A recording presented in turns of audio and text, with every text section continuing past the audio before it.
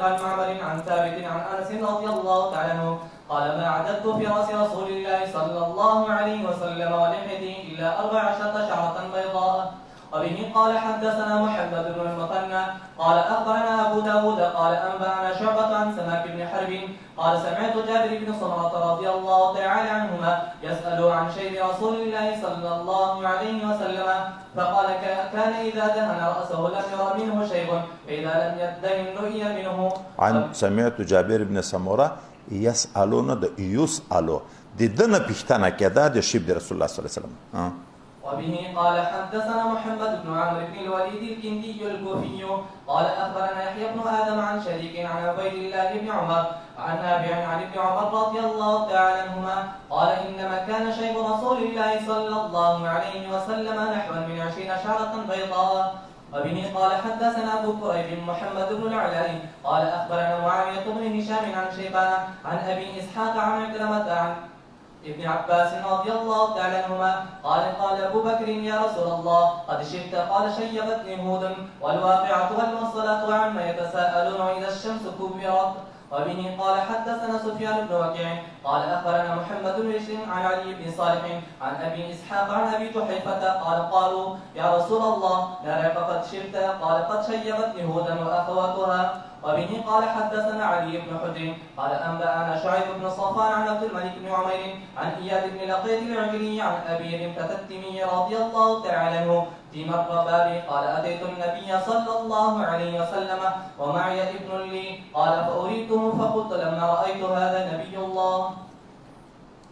وعليه ثوبان اخضران وله شعر قد علاه الشيب وشيبه احمر. وبه قال حدثنا احمد بن منيع قال اخبرنا سريج بن النعمان قال حدثنا حماد بن سلمة عن سماك بن حرب قال قيل لجابر بن سمرة رضي الله تعالى عنهما أكان في رأس رسول الله صلى الله عليه وسلم شيب قال لم يكن في رأس رسول الله صلى الله عليه وسلم شيب إلا شعرات في مفرق رأسه إذا ادهن وأراهن الدهن. اذا ادهن وراهن الدهن. با په بیان د شیب د رسول الله صلی الله علیه وسلم کې پرون د ویښتانو مبارکاو د ان حضرت صلی الله علیه وسلم او دیغه د منځولو سلسله ذکر شوه. نن د حضرت پیغمبر صلی الله علیه وسلم د ویښتانو د سپینوالي بیان کیږي چې د پیغمبر علیه الصلاۃ والسلام ویښتان سپین شوي وو که نه. نو اول روایت کې حضرت انس رضی الله تعالی عنہ څو پوښتنه کوي پیغمبر صلی الله علیه وسلم خپل ویښتان مبارکان په نکریزو باندې سره کړي وو. د نکریزو مسله خو دستی دا بل باب را روان ده خو دلته د شیبو ثبوت پکوي. آیا پیغمبر علیه السلام خپل ګیره مبارکه سره کړې وه؟ دی ورته جواب کوي نه، د پیغمبر علیه السلام ویښتان خو دومره نه و سپین شوي چې نکریزو ته یې ضرورت وه، رنګ ورکولو ته یې ضرورت شوه، بلکې د حضرت پیغمبر صلی الله علیه وسلم سپین ویښتان لږ په صدغین مبارکینو کې وه، په دغه ځای کې لږ و، په دغه ځای کې لږ سپین وه، نکریزو ته یې ضرورت نه و. او حضرت سیدنا ابوبکر صدیق رضی الله تعالی عنہ خپل ویښتان مبارکان هغه په دوه شیانو جمع کولو باندې رنګ کړي وو چې نکریزې حنا او کتم دا دواړه به سره ګډ کړه، په دغه باندې خپله ګیره توروله. په دغه اول حدیث مبارک کې دا ذکر شو چې پیغمبر علیه الصلاۃ والسلام خضاب نه ده کړی. دا به یاد لرو. نو په دوم باب کې بیا خبره را روانه ده او د دغه باب په آخر کې خبره را روانه ده، بیا به تطبیق کوو. دا اول خبر. دوم په دغه حدیث مبارک کې دا ذکر شو چې دا لږ سپین ویښتان د ان حضرت صلی الله علیه وسلم چې وو دا په صدغین مبارکینو کې وو. او د بخاري شریف په روایت کې بیا دا راغلی دی چې سپین ویښتان په عنفقه دغه د شونډې را لاندې د زنې په سر په دغو ویښتانو کې وو. او یو روایت کې راځي مفرق د رسول الله صلی الله علیه وسلم چې د سر مبارک ویښتان یې نیم کړي وو په یوه طرف په بل طرف باندې، په دغه ځای کې چې غوړ کړی به یې نه و سر، هلته به څه سپین ویښتان کې ولیدی شو. نو تطبیق دا ده چې اصلا د پیغمبر صلی الله علیه وسلم ویښتان مبارکان چې عادت به وروسته په بل روایت کې بیا ذکر کوو چې څومره سپین و، دا چې څومره سپینو دا په یوه ځای نه و چې لس ویښتان په یوه ځای سپین شي لیدی کېږي دې لرې نه یو نیم سپین دلته یو نیم سپین دلته یو نیم سپین دلته یو نیم سپین دلته دا چې څه و عدد به وروسته ذکر کوو دا متفرق و نو د دغې وجې نه هر راوي د خپل رؤیت حال ذکر کړی ده چا په دغو ځایو کې د سپین ویښتان مبارکان لیدلی دي چا په دغه ځای کې سپین ویښتان مبارکان لیدلی دي چا په مفرق د رأس کې لیدلی دي چې چا کوم ځای لیدلی د هغه بیان یې کړی د بل نفی خو یې نه ده کړی دا مفهوم مخالف چې څوک اخلي دغه ځای تاوان ده په هره خبر کې چې تا خبر وکړه دغه نه خو دا معلومیږي دا معلومیږي نه کار خرابېږي خو نور نصوص موجود دي ورستنی خبر په دغه حدیث مبارکه کې د سیدنا ابوبکر صدیق رضی الله تعالی عنه عمل ذکر شو چې هغه نکریزې لګولې نکریزو مسله خو دا دوم باب کې به نور ذکر کوو صرف دا ذکر کو چې دلته د دوه شیان جمع کړي دي حنا او کتم د څه فایدې دپاره وایي نکریزې خپله مجرد دی صرف چې نکریزې شي ویښتان سره کوي کتم داسې بوټی ده چې صرف هغه استعمالی ویښتان توروي د دواړه موږ تاسو په ژبه موږ ژبه خو نه ده خو موږ تاسو ویې د انګریزانو ژبه ویې څه ویې لنډ تعبیر میکس ورته یې که نه اوس میکس پښتو ده خو دا لغات په موږ دومره غالب شوي دي دا که اوس موږ د خپل فن کې مهارت لساني درلودی نو موږ به عربي ډېره استعمالوله زه یم د علم د ابتدا او تر اوسه پورې مې 40 کاله شاوخوا په علم کې تېر شوه خو یا طالبي کې یا په درس کې خو عربي تکلم نشم کړی یو نیم څه کوي چې داسې لږ خبره کو ولې د موږ مهارت عربي نشته محاوره نشته په دغه کې غږېدا نشته طرف ته توجه نشته او علم عربي ده دغه کمزوري دی وجه نه موږ عربي کتابونه نشو کتای عربیت کې کمزوري یو چې مفتی شیم اردو شرح فتاواوی ګوري چې شیخ الحدیث شیم اردو شرح یا پښتو یا فارسی شرح ګوري دغه طرف ته لږ توجه په کار وي په مخواصي وخت تېر شوی ده خو تاسې باندې نه ده لیا وخت تېر طالبي زندگی ده دا شیخ صاحب نه ده دا دوم شیخ صاحب چې دلته راځي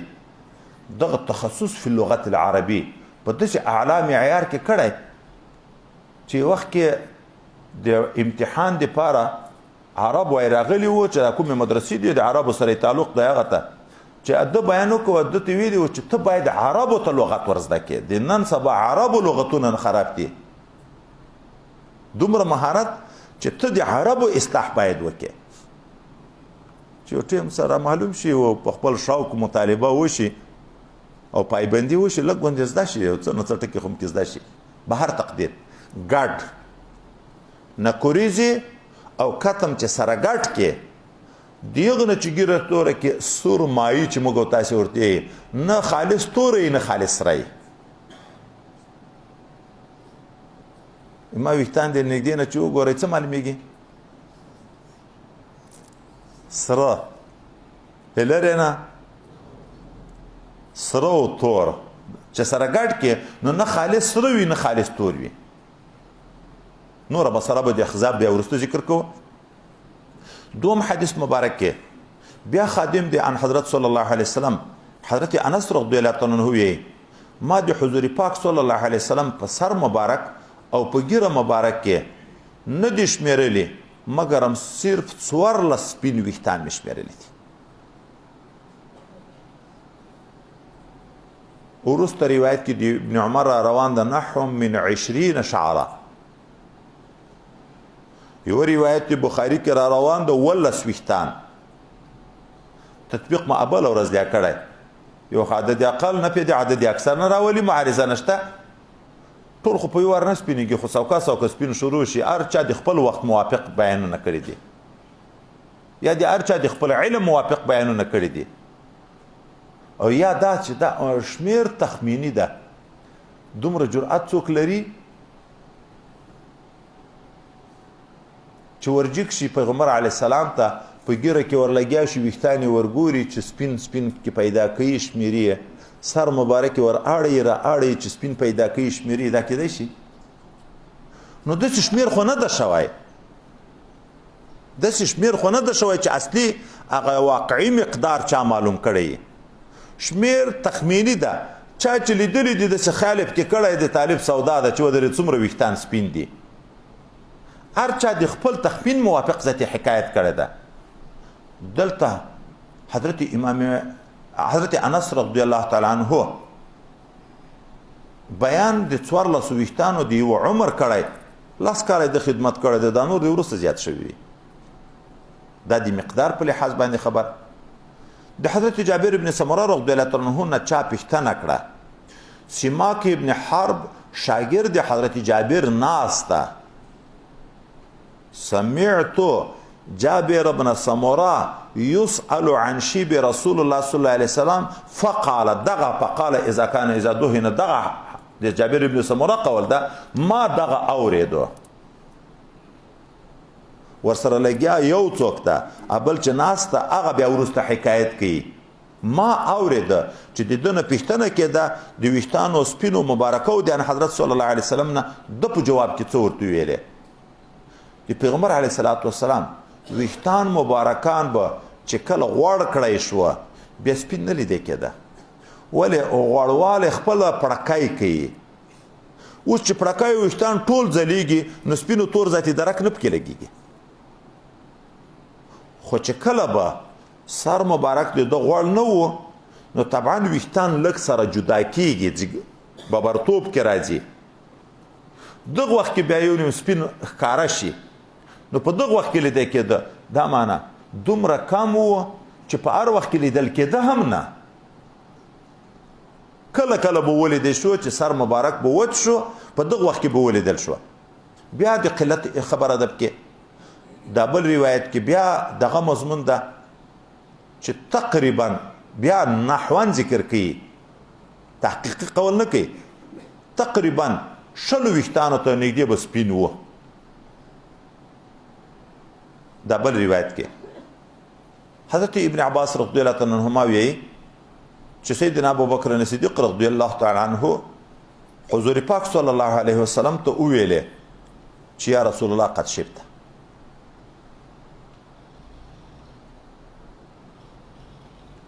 دا دوم روایت عن ابي جحيفه قالوا يا رسول الله قد شبت التوا فاعل د پښتنې صرف صدیق اکبر رضی الله عنه ذکر کوي چې ابو بکر صدیق ویل یا رسول الله قد شبت دوم کې بیا د جمع صغرا روانه ده قالوا قد شبت وای دواړه شوي یا په مختلفو مجلسو کې سیدنا ابو بکر صدیق رضی الله عنه وخم دغه پښتنه کړي خو په یو ځای کې ډیرو صحابه ناستو ټولو په ګډم پښتنه کړي قالو او قاله دواړه سیدي یا د صحابه مبارکینو په خپل منځ کې دا خبره سره شروع شوه چې د پیغمبر صلی الله علیه وسلم ځواني ته چې وګورې چې رب کریم دته څومره اعتدال د خلق ورکړی قوت جسمانی ورکړی بل چاته نه ده په داسې وجود مبارک باندې د زړوالي اثر ویښتان نه د سپین د زړوالي اثر څنګه ښکاره شو د داسې وجود سره خو مناسب و چې تر 90 کلو 100 کلو ورسیږي اثر دی سپینګتوب نشي پکې ښکاره دوی سودا و صدیق اکبر ترجمانی وکړه د دی پښتنه یې وکړه خو په واقع کې خو سوال د ټولو و نو کله یو ټولو ته نسبت کیږي کله صرف صدیق اکبر رضی الله عنه ته نسبت کیږي ورته چې ته سپینګیری شوې دا معنی زوړ شوې اثر د سپینګرتوب په وجود مبارک باندې ښکاره شو دی ورته جواب کې څه وی زه سپینګیری کړم سورت هود مبارک سورت واقعه سورت مرسلات سورت عما يتساءلون سورت اذا الشمس كورت دغه سپینګیری کړم دوم روایت کې سورت هود او اخواتو په عنوان بیا ذکر کوي دغه ز سپینګر اکرم دغه څنګه سپینګر اکرم په سورت هود مبارک کې د استقامت غوښتنه الله کړې ده واستقم کما امرته د الله د شان سره مناسب دغه د امر تعمیل مناسب د بنده په وس کې پورانه ده دا چې اوس الله پوره استقامت غواړي او د موږ استقامت عام خلکو په وس کې نشته استقیموا خو ولن تستطيعوا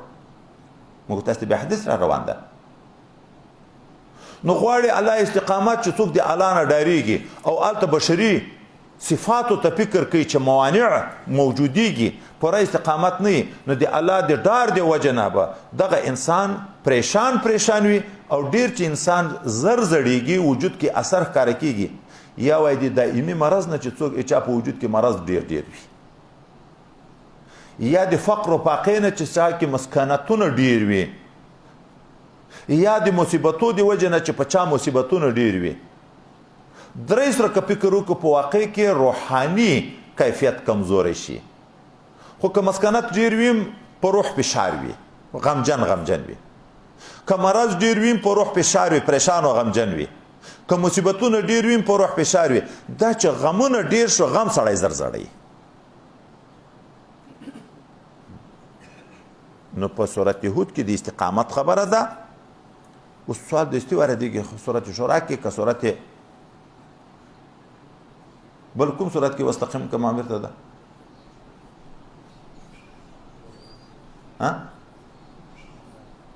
سورت شعراء ده که سورت شورا شعراء پیغ کم دا حکم ده هغه ولې نه کو ذکر دلته نو ډیر مهم نکته ده البته صرف پیغمبر علیه السلام ته حکم ده واستقم کما امرته پیغمبر علیه السلام د الله په مخلوق کې هغه د کمالاتو چښتن ده چې د رب کریم په حکم ویښته په ویښته عمل کړی ده هغه کې څه مشکل نشته په سورت هود کې د دنم استقامت د امت نم استقامت دغه خبره چې اوس امتیان می استقامت نشي کړی الله تعالی غواړي پوره استقامت او الته د امت حال ورته معلومیږي چې هغه پوره استقامت نشي کړی او الته امت اولاد غوندي حیثیت لري دا چې پوره استقامت نشي کړی نو هغه به یا په دنیوي تکالیفو کې واقع کیږي یا به د قبر او د برزخ په ژوندۍ کې په تکالیفو کې واقع کیږي یا به د حشر په ورځ په تکالیفو کې واقع کیږي یا به حتی جهنم ته ځي څوک چې د خپل اولاد غمونه ویني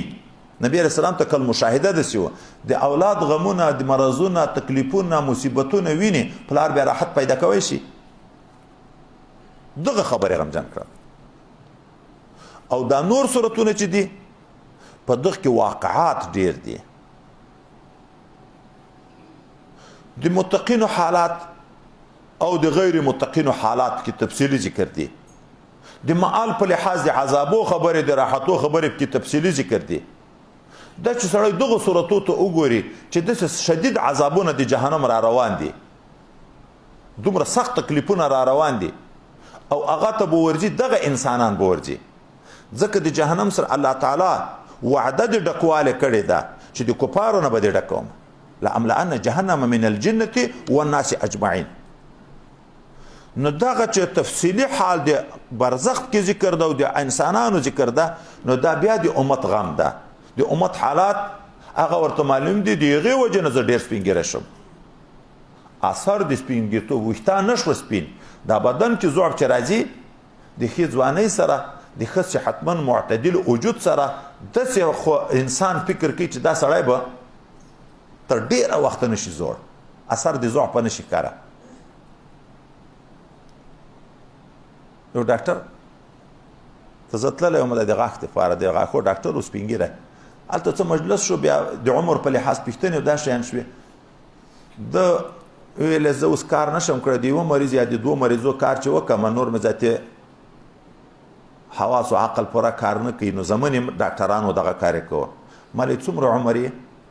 وایي تقریبا د 3 شپېتو که 5 شپېتو کالو یم په دغه عمر کې د معالجې ظاهري نه یو یا دوه مریضانو نه زیات زه کار نشم کړی بدن ذاتي کار نه کوي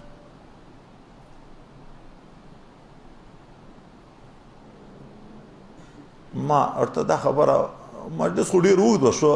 دا چې الله تعالی د علماو مبارکینو نه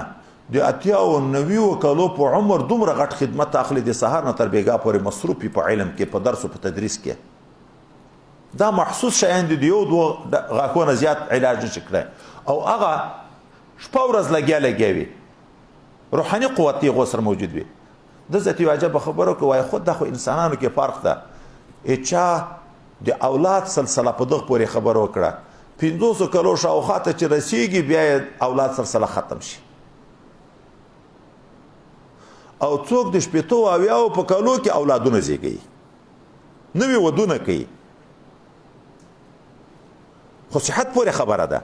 نو بیرته دغه ځای ته راځو دا وجود او داسې نو دی د امت په غم باندې پریشان موږ تاسو ته وروسته را روان د متواصل الاحزان او ما درته ویلې اثر د ذوب چې په بدن ډیر کار کیږي دا د غمو د وجې نه کار کیږي دا وروسته روایت کې صحابي مبارک وی چې زه پیغمبر علیه الصلاة والسلام ته راغلم زوی مې هم را سره و فأريته فقلت لما رأيته دې څه معنا ده معنا دا ده اول پیغمبر علیه الصلاة والسلام خو ما نه پېژندو نه مې ولیدلی چې راغلم د صحابو مبارکینو نه مې پوښتنه وکړه دوی د حلیې بیان هم راته وکړه پیغمبر علیه الصلاة والسلام دلته نشته هغه داسې وجود لري داسې رنګ لري داسې څړي دي داسې کیفیت راته ذکر کړه چې کله بیا پیغمبر علیه السلام راغی ما درته مخکې ویلي وو چې موږ باید دا رابطه پیدا کړو دا رنګ نه کویر یغه چې څنګه ولید پیغمبر صلی الله علیه وسلم دشتي وی هاذا نبی الله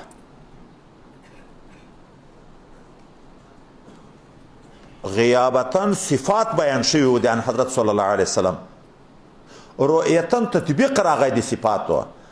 هغه کوم صفات ورته ذکر وو لکه عین چې هغه د په دې کې ولیده او بل طرف ته وای هیبت نورانیت ولید چې نبی علیه السلام ته کوم هیبت خدای پاک ورکړی و نو دستي تصدیق وکړه چې دا د خدای پاک نبی ده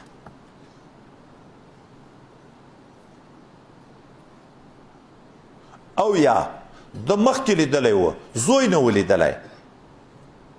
چې پیغمبر علیه السلام یې ولید زوی ته وی هغه د پیغمبر علیه السلام او په پیغمبر علیه السلام په دغه وخت کې چې راغی څادر او لنګ صوبان دغه نه عبارت ده څادر او لنګ شنه اغوستی و شین لباس د جنتیانو لباس ده ثياب سندس خضر محبوب رنگ ده شین لباس اغوستی و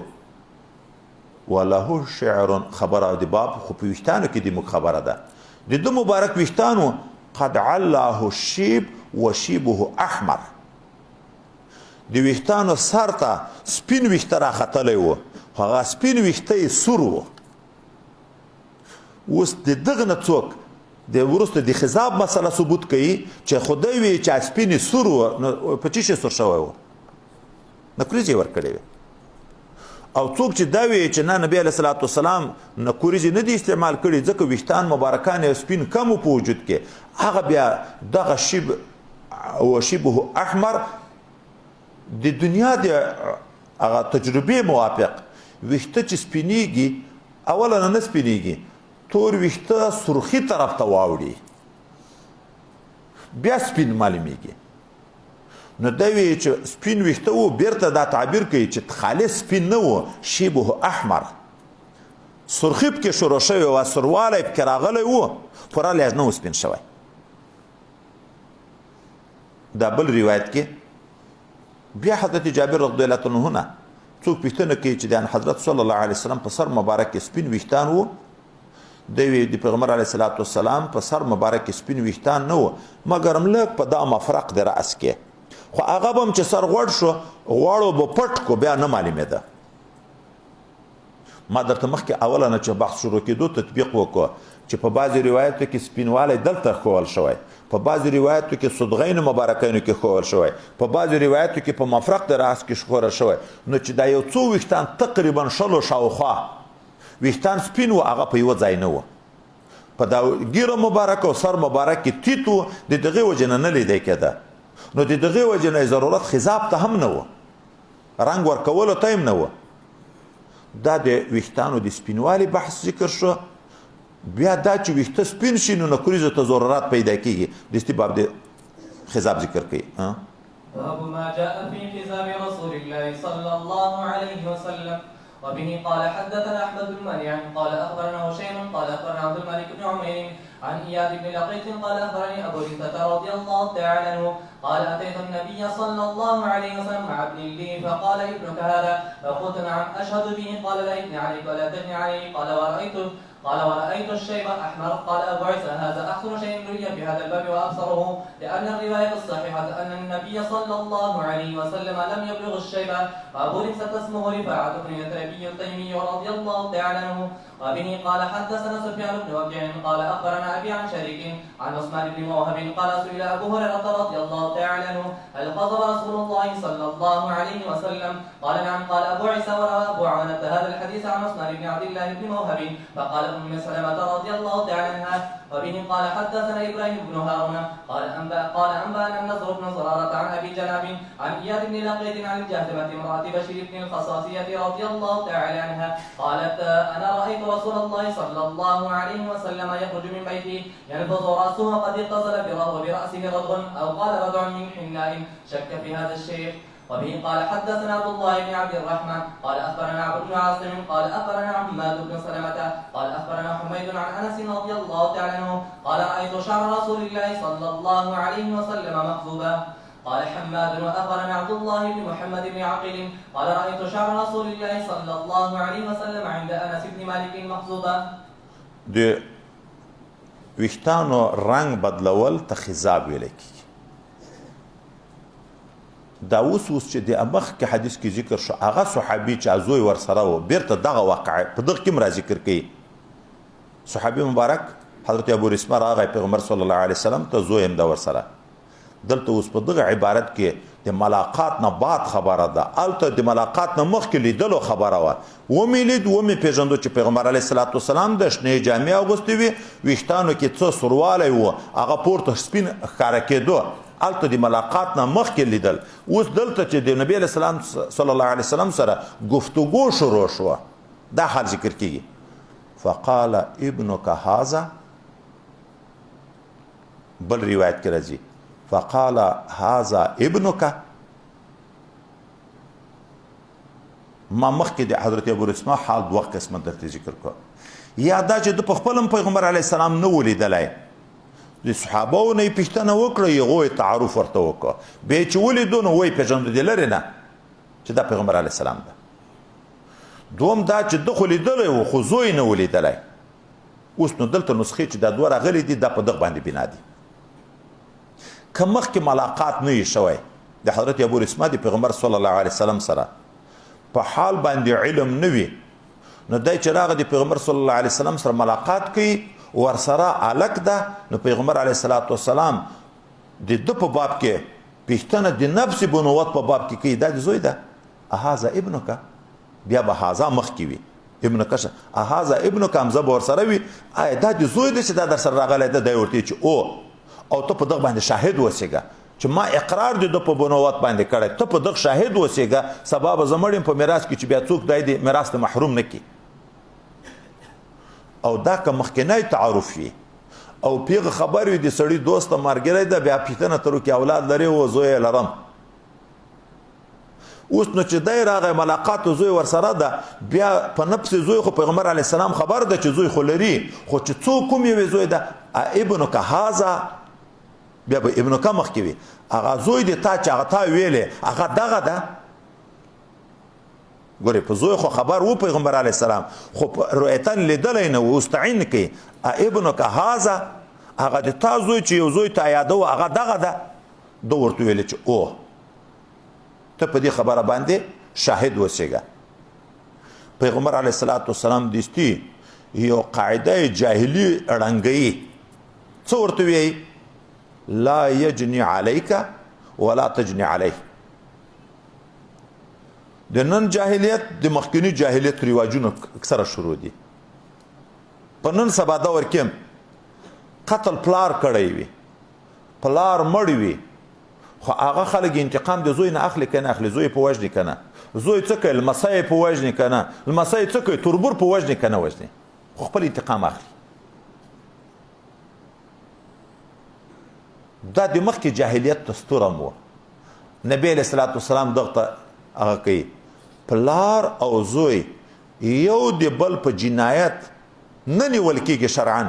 په دنیا کې هم لکه په قیامت کې چې یو د بل په جنایت باندې نه نیول کېږي چې پلار جرم کړی د پلار نه به پوښتنه کېږي چې زوی جرم کړی د زوی نه به پوښتنه کېږي چې رایه نه د سره شریکه معاونت په عمل کې نه ده شوی نفس په نسبودن باندې ډیر خلک ماته غږېدلی دي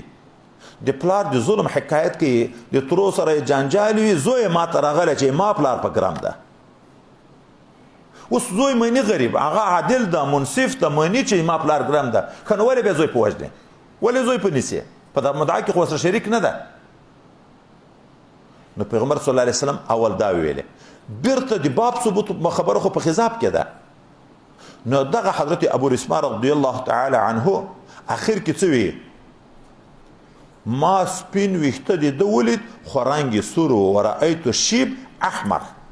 چې مخکې موږ دوه احتمالات کې ذکر کړه هغه سپین ویښته یې سور و نو راوي وایي چې سور چې ونه خو پر نکریزه به سور و نو نبي علیه السلام نکریزې لګولې دي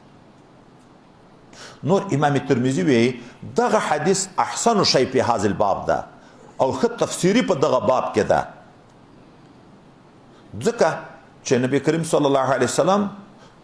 په باب کې خو نور صحیح روایت داسې راغلی دي چې سپین ویښتان یې دومره نه و چې نکریزو ته ضرورت وي په دغه روایت کې څنګه د سپینوالي نه صرف هغه رنګ بدل شوی و خپله سپین لیان پوره نه و نور دا یو قاعده ده امام ترمذي ډیر دا ذکر کوي اصح شی فی هذا الباب اصح ما فی الباب ګوري دا قانون ده د اصحیت نه صحیحیت نه ثابتېږي د اصحیت نه صحیحیت نه ثابتېږي چې څوک د کوم روایت په باب کې وي چې دا اصح شی په هذا الباب دا نه معنی چې دا صحیح ده دا نور ضعیف دي یا دا نور حسن دي وی به په خپل د حدیث حسن به صحیح به بخوي نه خو موږ تاسو هغه شپاره اقسام د راویانو د حال په باب کې ذکر کړی و صحیح لذاته چاته وی هغه صفات مې ذکر کړی و وی به حسن خو تر نور روایتونه په دغه باب کې دای قوي ده نو دیغه ته نسبت اخیسته کیږي په نفسه صحیح نه ده خو چې په دغه باب کې کوم روایت راغلی په دغه کې بیا دای تر یغه صحیح ده نو صحت اضافي ده نفس الامر نه د ذات په باب خبره نه کوي دا دوم روایت کې د حضرت سیدنا ابو هريره رضی الله عنه نه پښتنه کیږي پیغمبر علیه الصلاۃ والسلام نکریزي استعمال کړی وي د ورته چې او یو روایت کې د ابو هريره په ځای ام المؤمنین ام سلمہ رضی الله عنها ذکر کیږي چې یې نه پښتنه وشو دی ورته ویل چې او نکریزي استعمال کړی دا بل روایت کې بیا یو خزه دا وی چې ما پیغمبر علیه السلام ولید چې د کور نه راووت او سنې مبارکه څنډلې غسل کړی و دا ویښتان موږ تاسو خو چې وچو په تولیا او په دوسپاکو یې وچو غسل وکړو په یغه باندې او دا چې دوسپاک نبی علیه السلام استعمال کړی کنه دا به په خپل باب کې بیا را روان د خپل ځای کې خبره کوو را جائز ده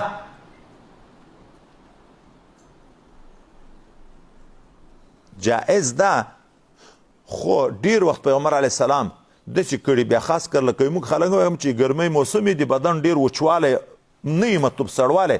دا ویښتان مبارکان به دسې په لاس څنډل چې دا اوبو تر باد شي دا دغه ته ویل کېږي ما ولید پیغمبر علیه الصلاۃ والسلام ينفض راسه څنډو یې راس سر مبارک ویښتان دسې څنډل چې دا اوبو تر باد شي خو دغه حال کې چې ما ولید د نکریزو بقایا چې سر مینځلی و هغه نکریزې چې ته په ویښتانو کې پاتې وې لکه ګرد غوندې ردغه یا ردعه ثبوت نکریزو راغی که رانغی سر مبارک څنډو نکریز هم کې وې په دا ویښتانو کې پاتې وې هغه سر څنډو نو د دغه هم ثبوت راغی چې پیغمبر صلی الله علیه وسلم سر مبارک دا سور کړی ده دا بل روایت کې حضرت پیغمبر علیه الصلاۃ والسلام ویښته مبارک حضرت انس رضی الله عنه وی ما د پیغمبر علیه الصلاۃ والسلام ویښته مبارک لیدلی مخضوب مې لیدلی ده بیا ثبوت خضاب راغی دا بل بیا د حضرت انس رضی الله عنه شاګرد هغه وی ما د حضرت انس رضی الله عنه سره ویښته مبارک د پیغمبر علیه السلام ولید چې مخضوب وو اوس نو روایتونه په مجموعه کې د خضاب په باب کې دوه قسمه شوه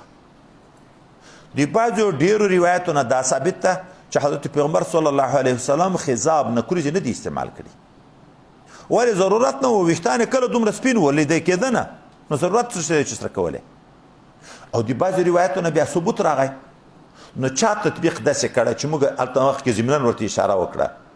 چې هغه ویښته چې سپینېږي اول سرخي کوي دغه سرخي حال چا لیدلی ده نو د هغه خیال دا ده چې نکریز یې استعمال کړي په نفس الامر کې نه دی استعمال کړي نو دا د حال د علم د راوي متعلق چې د خضاب خبره کوي کني خضاب د نه استعمال کړي د ویښته سرواله لیدل هغه سرواله مقدماتي ده چې سپینوالی مقدمه ده دوم تطبیق څوک دا کوي چې نبی عليه الصلاه والسلام خپل ویښتان مبارکان خو دومره نه سپین چې نکریز ته ضرورت و خدا چې امت به بیا سره کوي که به نه سره کوي او چې پیغمبر علیه السلام په خپل سره کې بیا چې امتیان سره کوي نو د سنت او ثواب ورته پیدا شي نو کله سر کړی ده ضرورت خو نه و کله سرخي دا نکریز استعمال کړي دي د دې دپاره چې د امت دپاره دا طریقه سنت او مسنون وګرځي چې هغه ته به بیا خدای پاک د سنتو په اتباع باندې ثواب ورکوي دا مجموعه په دغه دوه بابو کې د خضاب خبره ذکر شوه فی نفسه اوس په دې باب کې چې دا د ویښتانو په متعلق کې چې سپین شي څوک سپین ویښتان باسي وګوره کې سپین ویښته پیدا شي هغه ویښته په نوسې ترو باسي چې بد لیدی کېږي په دا نورو کې یو یستل دی د سپین ویښته یو رنګول دی د سپین ویښته د ویستلو نه پیغمبر علیه الصلاة والسلام نهى عن نطف الشیب د ویښته د یستلو نه پیغمبر علیه السلام منع کړې ده دا نور دی مسلمان ده ولې تاسو ویښتان باسئ د یستلو نه منع ثابته ده یو رنګول دی د هغه ثبوت ده امر هم پکې راغلی عمل هم پکې راغلی بیا په دغه رنګولو کې خبره ده رنګول په زیړ رنګ سره رنګ تور رنګ نکریزې بعضې چې دا نن سبا دلته استعمالیږي بعضې داسې نکریزې دي چې مجرد نکریزې دي تیزابیت نشته پکې چې دوی کمیکل ورته وایي هغه چې استعمال کې ویښتان زیړ راځي پوره سرخي لري نه ویښتان زیړ راځي هغه نکریزې چې استعمال کې چې کمیکل پکې زیات وي لاسونه هم د ګوري چې سړی تور شي د ډېر سروالي نه ویښتان هم تک سر برېښي دي نکریزې خو لیکن هلته رنګ ډېر تیز د سروالی پکې غالب شي دریم توروالی چې یا کتم مجرد استعمال کې یا سوړګټ کې استعمال کې یا لکه مسوه چې ورته ویل کېږي چې دا استعمال کې په دغو دریو کې بهتر رنګ زیړوالی ده اول په بهتري کې خبره وکړو بهتر رنګ زیړوالی ده چې صرف زیړ شي سرخیم ډیره نه وي پکې توروالی هم نه وي پکې بهتر دا ده ولې علما یو نکتې ته ګوري د بني اسرائیلو په واقعه کې دغه غوا چې حلالولی دغه قاتل د معلومولو دپاره دغه په رنګ کې رب کریم وایي فاقع لونها تسر الناظرین خالص تک زیړ د رنګ دی دی چې ناظرین خوشحاله کوي وای په زیړ رنګ کې اثر د فرح او د خوشحالي ده حتی سیدنا ابن عباس رضی الله عنهما وی زیړ چپلې دا موږ تاسو چپله کې بوټونه چې د استعمالوي دغه چې څوک زیړ استعمالي حاجتونه پوره کیږي خوشحالي ورته پیدا کیږي د زیړ رنگ حتی د چپلکو په استعمال کې وای د انسان فرح او خوشحالي پیدا کیږي او حوایج او مقصودونه خدای متعال پوره کوي په تور رنگ کې وای هموم او غمونه راځي قبض ده پوجي پوکم دا بعض خلیفہ صاحبان چې د مرید حال معلوموي چې اوس وظیفه کیږي کنه کیږي کله تور شپه کې ښکار شي کله سپینواله او انوار د لطیفه ښکار شي کله رڼي او بخ ښکار شي کله شنه پسلونه ښکار شي نور یو خاطر ترقی چاته بیا د قبض په حال کې د بیت الله شریف رنگ په لطیفه کې ښکار شي او د بس په حال کې د روزي مطهره شین رنگ بیا الته په لطیفه کې ښکار شي دا تور رنگ قبض وي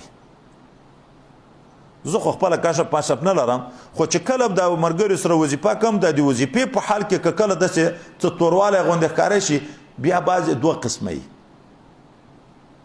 ای چا هغه تور رنگ په لږ توجه بیرته خدای پاک زر ځای لکي او د چا تر ډیره وي اوس خو په لګیا شوم لږ به در تشریح کوم چې دومره وپیږئ چې دغه علم هم شته را باندې پیږي بیا چې د مرګري نه پوښتنه وکم چې زړه دې تنګېږي قبض درته شته دا وی چې اوه چې هغه چا هلته په توجه کې زر لري شي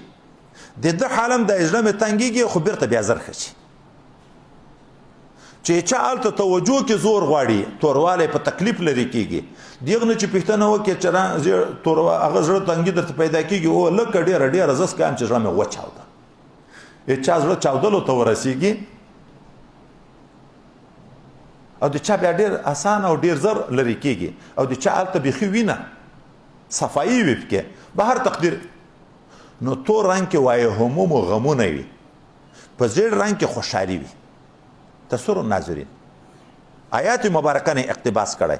نو ګیره کې وایي زیړ رنګ صفراء فاقع لونها زیړ رنګ چې وي دا وایي افضل رنګ ده د خوشحالي ده دوم د جواز په لحاظ بلا تقیده سروالی ده نکوریزی دی خو هغه هم خو لږ تیزی دی دام اتفاقی جایز ده خبره په توروالی کې ده او هغه توروالی چې مجرد توروالی وي دغه د ګیرې تورول صرف او صرف تورول دا جایز دی که نه دی جایز ډیر جنگ او جنجال دا په دغه مسله کې ده څوک ډیر تشدید په حرمت کې کوي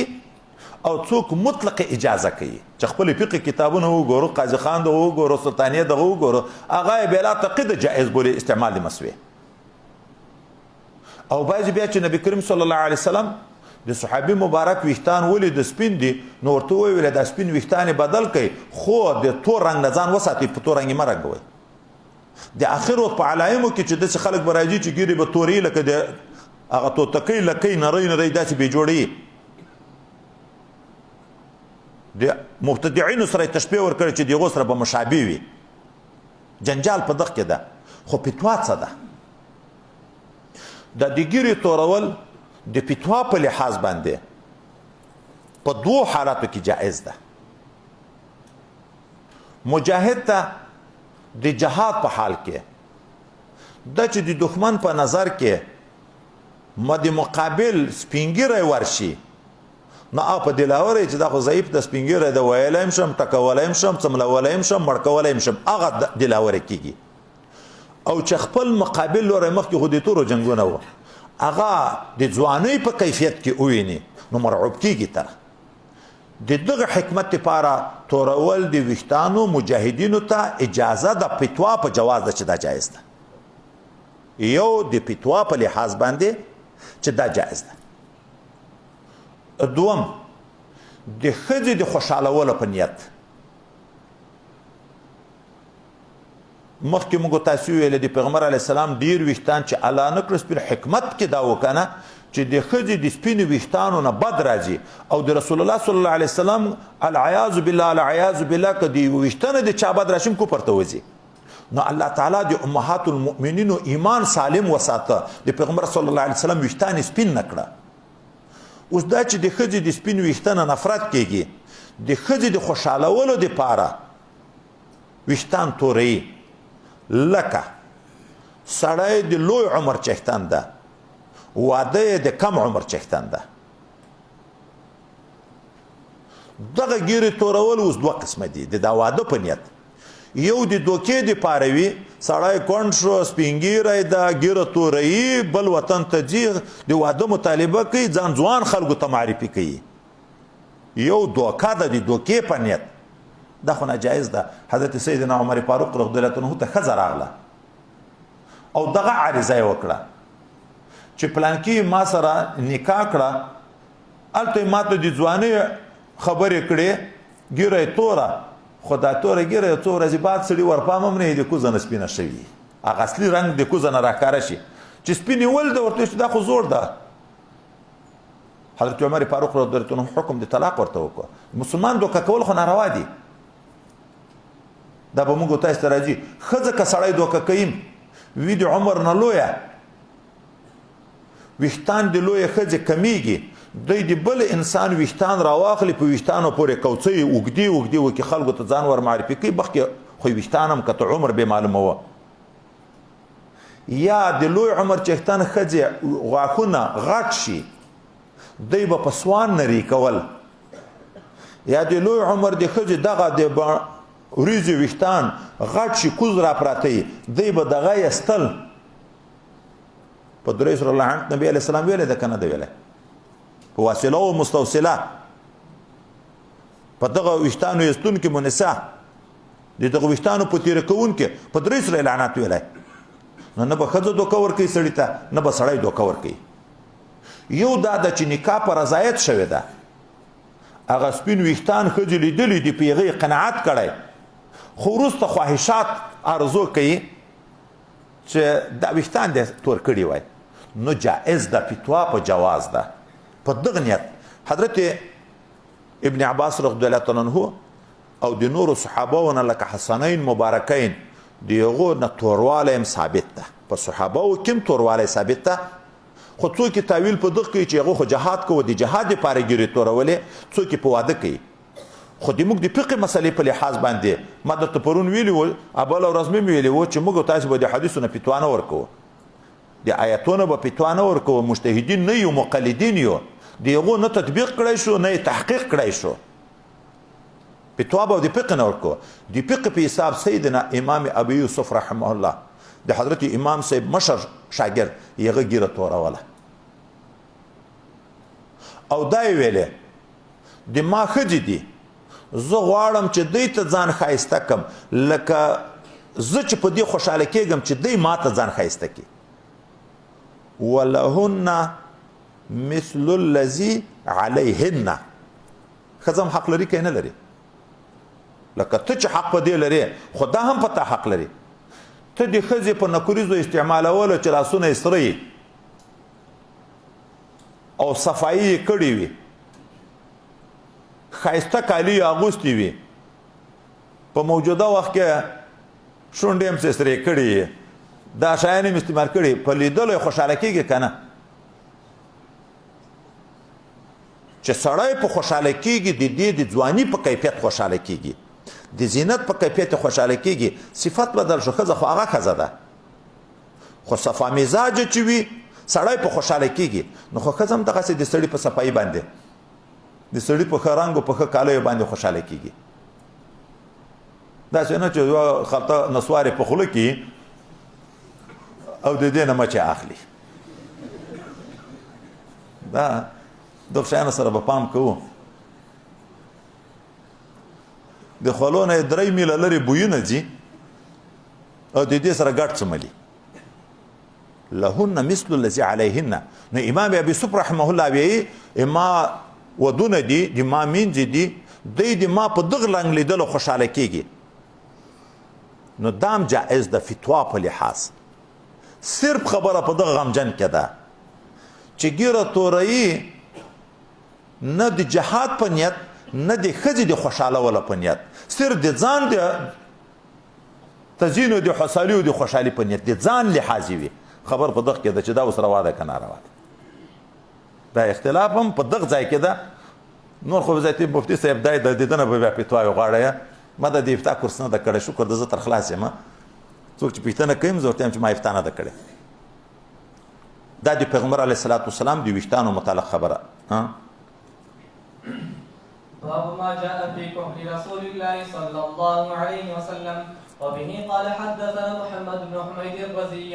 قال أنبأنا أبو داود الطيالسي عن عباد بن منصور عن عكرمة عن ابن عباس رضي الله تعالى عنهما أن النبي صلى الله عليه وسلم قال يكتحل بالإثمر فإنه يجلو البصر وينبت الشعر وزعم أن النبي صلى الله عليه وسلم كانت له مكحلة يكتحل منها كل ليلة ثلاثة في هذه وثلاثة في هذه وبه قال حدثنا عبد الله بن الصباح الهشمي البصري قال أخبرنا عبيد الله بن موسى قال أخبرنا إسرائيل عن عباد بن منصور وحدثنا علي بن حجر قال حدثنا يزيد بن هارون قال أنبأنا عباد بن منصور عن عكرمة عن ابن عباس رضي الله تعالى عنهما قال كان النبي صلى الله عليه وسلم يكتحل قبل أن ينام بالإثم ثلاثا في كل عين وقال يزيد بن هارون في حديثه إن النبي صلى الله عليه وسلم كانت له مكحلة يكتحل منها عند النوم ثلاثا في كل عين وبه قال حدثنا أحمد بن مانع قال أنبأنا محمد بن يزيد عن محمد بن إسحاق عن محمد بن المنكدر عن جابر رضي الله تعالى عنه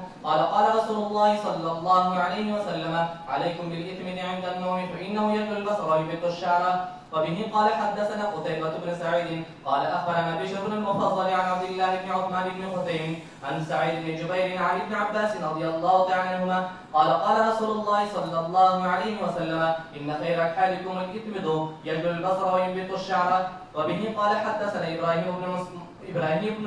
إبراهيم بن المستمر البصري قال حدثنا أبو عاصم عن عثمان بن عبد الملك عن سالم عن ابن عمر رضي الله تعالى عنهما قال قال رسول الله صلى الله عليه وسلم عليكم بالإثم فإنه يجلو البصر وينبت الشعر با په بیان د اورنجو استعمالولو د پیغمبر صلی الله علیه وسلم کې دا باب د خضاب سره نږدې ذکر کو وای په دې مناسبت دا دیګر رنگم یو نوع تزیین ده او اکتحالم تزیین ده د ښځو دپاره خو تزیین په ډیرو شیانو کې مسنون ده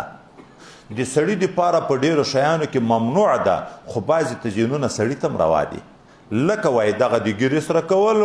د سر ویښتانو رنګ ورکول یا د سترګو تورول یا د یوې ګوتې استعمالول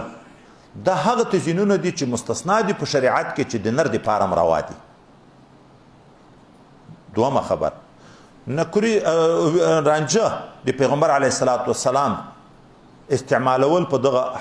حدیثو کې ذکر کیږي د پیغمبر صلی الله علیه وسلم شان خو دا و چې دی ذاتن لکه سترګې چې تورې وي د سترګو تورولو ته څه حاجت و د سترګو تورولو ته څه حاجت و خو هغه ته خو ذاتن خدای پاک دا ښایست ورکړی و چې سترګې تورې لیدی کېدې باڼه یې ښه ګڼ و سترګې تورې لیدی کېدې نو د سترګو تورول په دوه نیتو دي یو د تزیین او د ښایست لپاره دي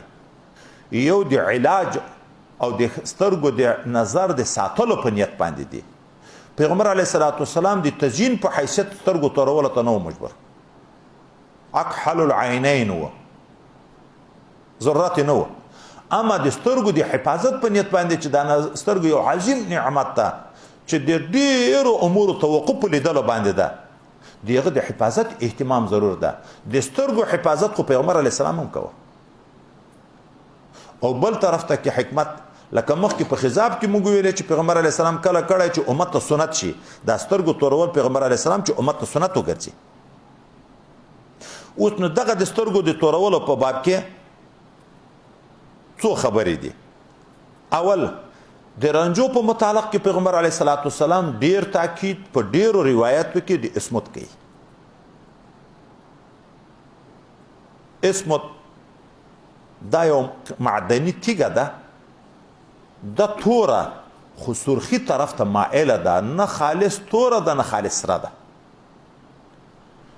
د دغه اسمودو استعمالولو کې پیغمبر صلی الله علیه وسلم دوی غټې فایدې ذکر کوي. د موږ د سترګو د حفاظت شی باڼه دي. باڼه د اکثرو خلکو رنګړي وي، کمزوري وي،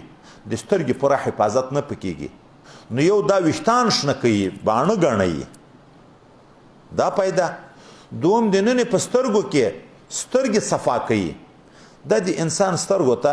د دماغو د طرف نه رطوبات راځي. کله دغه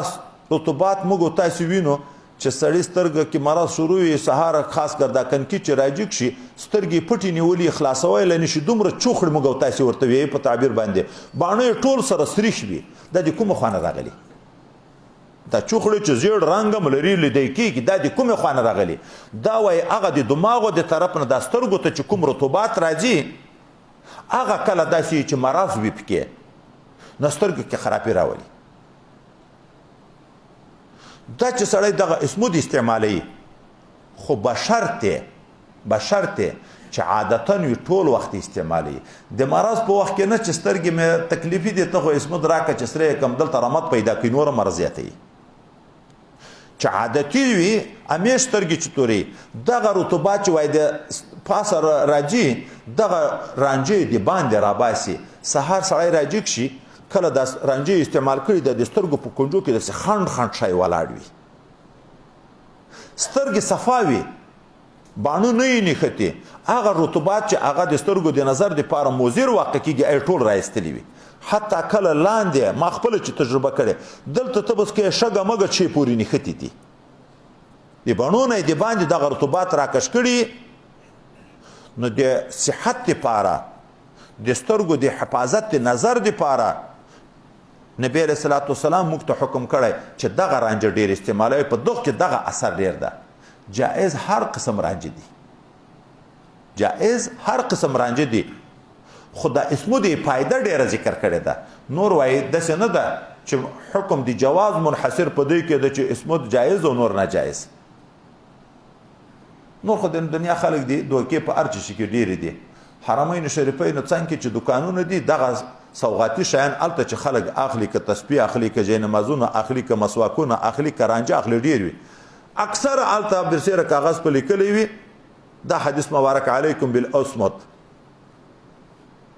فإنه ينبت الشعر ويجل البصر. هر یو ته اسمد وایي، خو دغه اسمد چې بیا وګورې بعضې خالص تک تور وي، بعضې تک زیړ وي، بعضې چې چا استعمال کړي دي د موږ یو ملګری د موږ کلیوال و سترګو نظر یې کمزور و چشمې به استعمالولې بیا یې اوس چشمې نشته. چا پوښتنه تر کړې وه دوی ویلې د موږ سره د مخکې وختو کې چې عرب مجاهدین دلته وه یو عربي داسې د اصلي اسمود راکړه، هغه مې چې استعمال کړه سترګو نظر دومره قوي شو چشمې مې لاړې وغورځولې. دغه ځای شته ذاتي والله اعلم. زه تقریبا دا څو کاله مسلسل یو نیمه ورځ ورانه پاتې شي لکه دا مرض وي لکه نن شپه هم په عذاب وم، بله شپه هم په عذاب وم، نه مې دې استعمال کړي. اکثر استعمالوم خو د سترګو نظر په زیاتېته نه یم پیدلی ډېر. او وجه دا چې اصل شی نه وي. کنی اصلي اسمودو کې چې پیغمبر علیه السلام کومه خاصه یې د هغه پکې موجوده ده چې ما په سترګو ولید ګورئ دغه هلک پر کنکورتونو نه چشمې استعمالولې، اوس چشمې ورکې شوې. ولې وایي دغه رنجه مې استعمال کړه، بل علاج مې نه ده کړی، عربي راکړه مې استعمال کړه، خدای پاک مې د سترګو نظر پوره کړ. دومه خبر د دغه نکوریزو طریقه د استعمال په دغه احادیث مبارکو کې ذکر کیږي. حضرت پیغمبر صلی الله علیه وسلم مکحله لجرومه چې موږ تاسو ورته وی چې دا رانجه وي کې رانجه لجرومه وه ار الماخستان به سترګې مبارکې تورولې خو درې سلایي په یوه سترګه کې درې سلایي په بله سترګه کې، درې وارې به یوه سترګه توره کړه، درې وارې به بله سترګه توره کړه. اوس دا درېوالي کې تقوالي ته اشاره ده. طاق عمل محبوب د الله او رسول الله صلی الله علیه وسلم ته، خو په دې کې اوس د علماو درې قسمه قوله دي. دا تقوالي کې څوک په هر سترګه کې علايده تقواله استعمالي ذکر کوي، نو درې وارې به طاق دغه یوه سترګه، درې وارې طاق دا بله سترګه، مجموعه جفت شو که طاق مجموعه خو جفت شو په هر سترګه کې ځان ته تقواله است څوک په مجموعه کې تقواله درې واره خو درې واره کې دوه واره سترګه د سلایي په خې سترګه کې یو واره په چپ سترګه کې شو درې خو په مجموعه دواړو سترګو کې درې واره شو دوه واره سلایي په یو سترګه کې یو واره سلایي په بل سترګه کې مجموعه طاقم شو درېم شو او طاقم شو جفت نشو لکه درې چې په اړه کې څوک تقواله په مجموعه کې د ثابتي درې واره سلایي په خې سترګه کې وایا درې واره سلایي بیا په چپ سترګه کې وایا بیا سلایي ککړه کا دغه ککړه سلایي دواړو سترګو کې استعمال کړه لک په خې سترګه کې لک په چپ کې مجموعه وو واره شو درې واره ګوخي شو بیا یو سلایي کې مشترک شو په دواړو کې چې مجموعه دا انفرادي تقواله هم راشي اجتماعي تقواله هم راشي خو په دغه درې سره طریقو کې راجح مختار قول دا د چې په ار سترګه کې ځان ته درې واره سلایي استعمال شي تقواله خو په درې صورتو راځي خو حضرت پیغمبر علیه السلام عمل مبارکه چې ذکر کیږي نو اکثره کې روایتو کې تصریح د ګوره کول لري ثلاثه په هذه و ثلاثه په هذه او موږ چې نور شاینه توایو ګورم دغه څه ده لاسونه په اوداسه کې منځل کېږي دواړه دی و جنس نه دي دا تسلیث په مجموعه کې د کدي اړ ځان ته ده پښې منځل کېږي په اوداسه کې دوه دي تسلیث دی اړ ځان ته د کګوخه ده مزمزه او استنشاق نږدې دي سره ثلاثن بیا په ترمذی شریف کې وتا است تحقیق وکي الته دغه ثلاثه توب په مجموعه کې ده په ګډه کدي اړ علیده ده نو لہذا وای په نورو ځای کې چې د ایثار معنا ده او شی متعدد وي په اړ کې علیده وي نو دلته هم د علیده بل خبر حضرت پیغمبر صلی الله علیه وسلم دا درې واره سترګې تورولې د خوب په وخت کې تورولې ولې ځکه د په نیت د صحت تورولې چې سترګې می سالمې وي او د دغه نیت باندې چې څوک تورینو د خوب په وخت کې بهتره دي ولې چې سړی سترګې توري کې بیا دغه سي پټي ویني سي بیرته ولوچې استعمال نشي د رانجه په سترګو کې پاتې شي نو هغه خپل قوت ټول د نني استعمال شي د رانجو چې څومره اثر ده اپ سترګې کې راشي سترګې رطوبات او ارشه راکش کی او چې د ورځې توري کې دستي بیا د باندې ګرځي سترګې بیرته لوت شوي هغه لګ نه کوري هغه رانجب کې راغله په سترګو کې خو دستي د لسوالي سره د باندې راځي به کمال منفعت نشته نو څوک چې د صحت په نیت باندې استعمالي دیغه د لپاره بهترینه طریقه دا ده چې د خوب په وخت کې او که د تزیین د لپاره استعمالي لکه لږ زینت چې د نر د لپاره استعمال ده هغه وای د ضرورت په وخت کې د خوب وخت نه ده ورته ضرورت اوس روان یې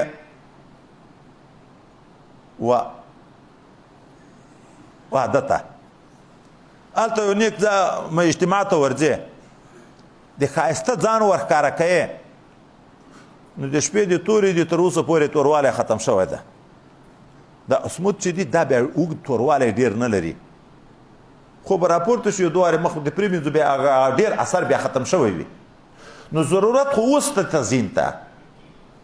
لکه موږ تاسې ماړۍ ته چیرې روانېږو په دغه وخت کې ځان صفا کوو پاک کالي واغونده او خوشبویي استعمال که نو په دغه وخت کې رانجه م استعمال که وای د زینت دپاره چې څوک موضع د ضرورت کې په وخت ضرورت کې هغه نوم نه ده ورته شرط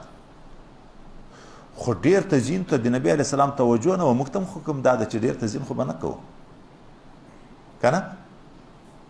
د چې تورې کړي دي اکثره اوقات د خوب کې نو د صحت په نیت نو بهتره دا ده چې د خوب په وخت کې وي اتباع تام به د پیغمبر صلی الله علیه وسلم وي زینت به ضمنن راځي مقصد اصلي به علاج شي د سترګې حفاظت شي د سترګې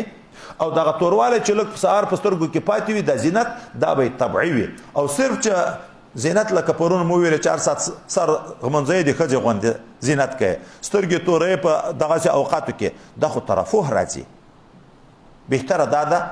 چې د رانجو د خوب وخت کې استعمال شي په دا یو روایت کې سر دومره خبره وکړو حضرت عبد الله ابن عثمان ابن خثیم د سعید ابن جبیر نه روایت نقل کوي، هغه د ابن عباس رضی الله عنه نقل کوي. دا سعید ابن جبیر رضی الله تعالی عنه عالم ده، تابعی ده، بهترین د تابعینو د رب کریم او عظیم علم ورکړی. د دغه په باب کې یو خصوصي او واقعه کتابونه نقل کړي. حجاج ظالم چې ډیر خلک شهیدان کړه، صحابه مبارکین، تابعین مبارکین، خیر د امت، صرف بندیخانه کې بندیان 100,000 کسان شهیدان کړي دي. په جنگو کې څه کوي چې شهیدان کړي دي. دغه نیک خلک د حضرت علی کرم الله وجهه د مزاج خلک دا ډیر نه پرېښ شهیدانوله. نو حضرت سعید ابن جبیر رضی الله تعالی عنه دغه هم گرفتار کړ. بیا په یو مجمع کې د ځان په باب کې پوښتنه تر کې د تا نظر د ما په باب کې څه ده؟ هغه ورته ویله انت قاسط عادل. د درنګ زیړ واوښت، خوشکه ورغله. دا ناستو خلک ورته ویله خو صفت یې وکړه، په صفت ولې خفه کېږي؟ ده ورته ویله د ما بنیاد ویست، تاسې مې صفت کوئ. ما ته یې جهنمي وویلې و اما القاسطون فکانو لجهنم حطبا. قاسط راته ویله د بخاري شریف آخري سبق کې به بیا موږ خبره کوو. اما القاسط فهو الجائر، دا خو ظالم ته ویل کېږي. ما ته لوی ظالم ویلې او عادل مشرک راته ویلې. والذین کفروا بربهم یعدلون، شرک یې بل څوک وسره بره، ما ته مشرک او ظالم ویلې. د دغه نه بعد اراده د شهادت وکړه. د الله ته دعا وکړه چې رب کریمه د ما نه بعد خو په بل مسلمان بیا مکې وسی. د سر مبارک اوه پرې کو چې سر د بدن نه جدا شو، شهید شو، په ژبه کلمه په زوره شروع کړه. دا مجمع ټوله اورېده کلمه پس د شهادت نه په زوره باندې ویلې. یو سوری حیات ته، یو معنوي حیات ته. معنوي حیات په دا سوری مرګ باندې نه مري. شهدا او خدای پاک ژوندي ویلي دي کنه دی ویلي؟ انبیا پرون موږ تاسو ویلي چې ژوندي دي کنه دي؟ اولیاء د خدای ژوندي دي کنه دي؟ دا روحاني ژوند ده. پس د مرګ نه په قبرو کې تلاوتونه کوي. دوم طرف ترمذی شریف کې به حدیث مبارک راشي د سورۃ ملک په فضایلو کې چې صحابي په هوار میدان باندې خیمه وویله. دا خیال نه و چې دلته قبر ده کې ماخستان چې ویده شو هلته چې پروت و د مځکې نه تلاوت د سورۃ ملک شروع شو. ټول تبارک الذی شریف یې واورېده. سهار راغی حضور اقدس صلی الله علیه وسلم ته دا ویې ما په یو ځای باندې شپه را باندې راغله، په یو بیابان کې خیمه مې ودروله. دا مې خیال نه و چې دلته قبر ده. هغه په هغه کې مړی و. سورۃ ملک مبارکه یې شروع کړه، 10 آیتونه ټول مکمل مې تر واورېده. حضرت پیغمبر علیه السلام نه ورته چې مړ خو جماعت د اپ څپیږي اولې تلاوت کې لکه دا موجوده ماماګان چې وی. نبی علیه السلام تصدیق کوي. څه ورته وی؟ دغه سورۃ مبارکه چې څوک تلاوت کوي په دنیا کې په عشق او په محبت، دغه سورۃ د قبر د عذاب نه ساتي. هي الواقعه هي المنجيه تنجيه من عذاب القبر.